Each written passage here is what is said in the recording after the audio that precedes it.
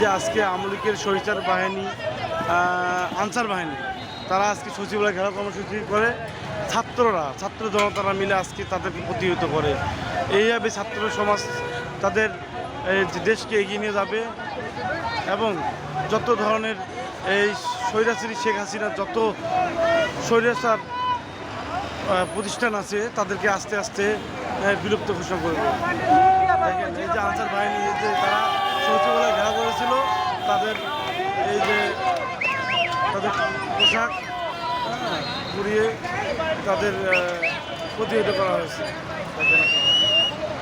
হাজার হাজার ছাত্র জনতা এইভাবে ছাত্র জনতারা সবসময় দেশের প্রয়োজনে নিজেদেরকে বিলিয়ে দিবে এবং যেখানেই দুঃশাসন সেখানেই ছাত্র সমাজ এগিয়ে যাবে এবং এইভাবে প্রতিহিত করবে। হাজার হাজার মানুষ দেখেন সচিবালয় ঘেরাও করে, দেখেন